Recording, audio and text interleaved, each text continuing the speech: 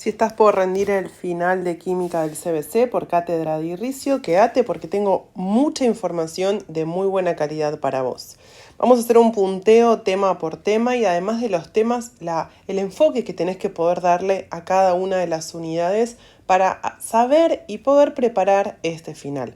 Arrancamos con sistemas materiales, así arranca tu unidad y arranca el programa de la materia. Tenés que tener bien claro cómo se forma un sistema material, cuáles son las fases, cuáles son los componentes, qué pasa en los sistemas homogéneos con el porcentaje masa en masa. Tenés que poder determinar también esos ejercicios donde te dan un dato de punto de fusión y punto de ebullición de alguna sustancia y te hacen preguntas de a distintas otras temperaturas en qué estado de agregación estaría. Tenés que poder además entender lo que es la fórmula empírica o fórmula mínima, expresarla, saber si una molécula tiene una fórmula empírica distinta o no a su fórmula molecular, cuál es la fórmula molecular de una sustancia. Trabajar también cuando hablamos de tipos de moléculas que nos dicen que son biatómicas, triatómicas, tetratómicas. Hablar además de lo que tiene que ver con la composición centesimal en mezclas. Y acá hay una diferencia bien clara. La composición centesimal toma a todo mi sistema, sea homogéneo o no. Y en cambio el porcentaje masa en masa solo toma a un sistema homogéneo. En general lo usamos para soluciones. Acuérdate que la composición centesimal vos das el porcentaje de cada una de esas sustancias. Tenés que tener bien claro lo que es la estructura atómica de los elementos, el manejo de la tabla periódica, lo que es el número A, que es el número másico, el número atómico, los protones, los electrones, los neutrones. Acordate de repasar y estudiar también lo que tenga que ver con configuración electrónica, la externa y también la abreviada. Todo lo referido a propiedades periódicas que a veces lo toman. Me refiero a radio atómico, energía de ionización, lo que tiene que ver a su vez con electronegatividad también. Si pasamos a hablar de compuestos, tenés que saber los tipos, covalentes, iónicos y metálicos, y qué propiedades tienen entonces, qué diferencias hay, cómo son sus uniones, la nomenclatura, que es el tema cuco que nadie estudia, y también las estructuras de Lewis.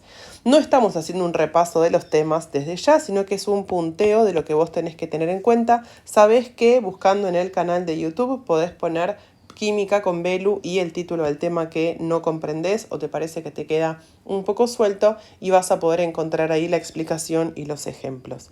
Tenés que poder estudiar polaridad de compuestos inorgánicos, ¿sí? Saber si son polares o no polares.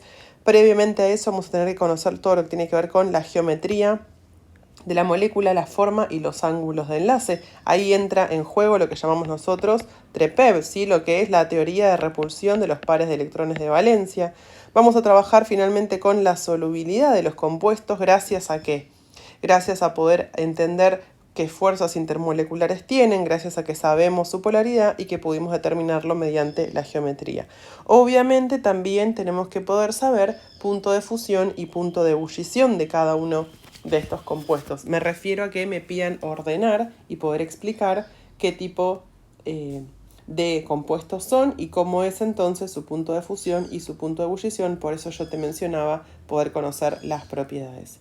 Si seguimos avanzando en el programa, tenemos que conocer lo que llamamos volumen molar o masa molar, calcularlo, poder buscarlo en la tabla periódica, entender de dónde sale el dato, entender lo que es la masa molecular y la diferencia con masa molar, U más gramos, gramos sobre mol.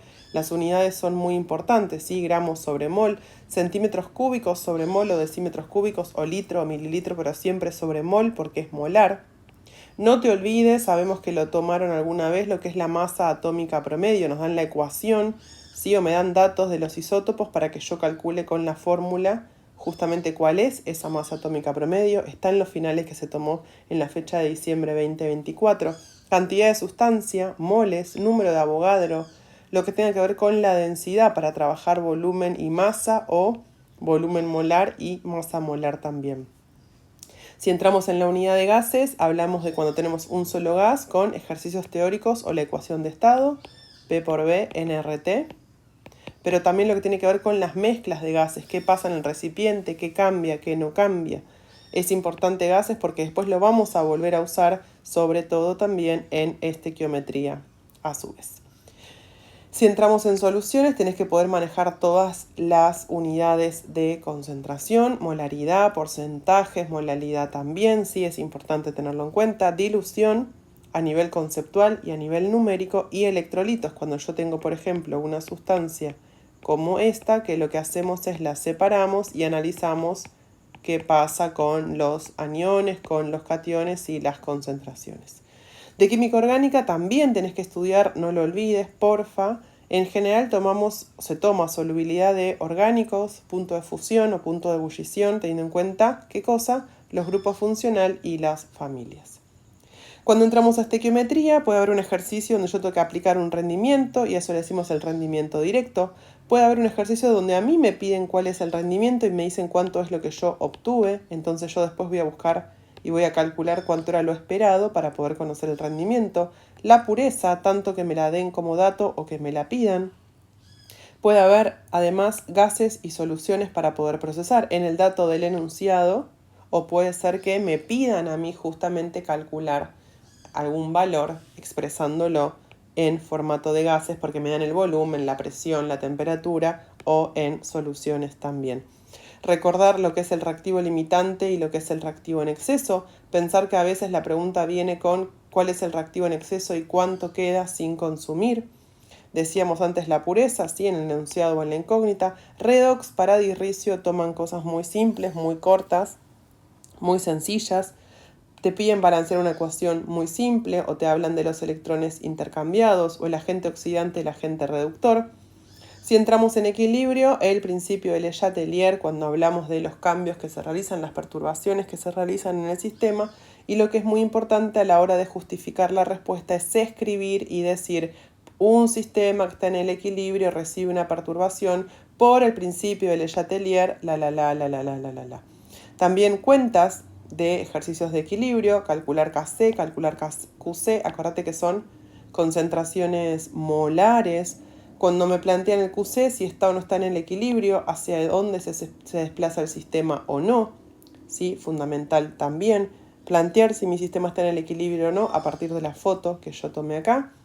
Cuando entramos en cinética, o me dan datos para que yo pueda armar la ley de la velocidad y me dicen cuando se duplica la concentración de tal reactivo, le pasa a la velocidad tal cosa, o me dan una tablita, hay mucho de cinética acá, o el cambio de la velocidad, ¿sí? La velocidad a partir de los cambios de concentraciones, para tener en cuenta finalmente todo lo que pasa en ácido-base, que es un tema candente. Ácidos y bases fuertes, hacer las disociaciones. ¿Qué pasa si mi base fuerte, por ejemplo, tiene esta pinta? ¿Sí? ¿Qué pasa con esos dos oxidrilos y su concentración? Muy similar a lo que decimos en electrolitos de soluciones. pH, pOH, pKw y KW también.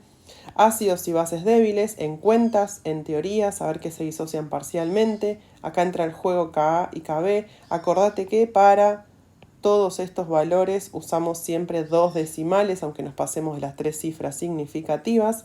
Diluciones para ácidos y bases en cuentas, y yo te anoto también en teoría, porque a veces la pregunta es más bien teórica, más que realmente la pregunta concreta de qué pasó con la cuenta, sino simplemente, bueno, en la teoría, qué está sucediendo, ¿no? Cuando yo diluyo, qué es lo que sucede, y finalmente buffer o soluciones reguladoras, que a veces es un tema que lo dejamos por ahí tirado, pero es objetivamente fundamental.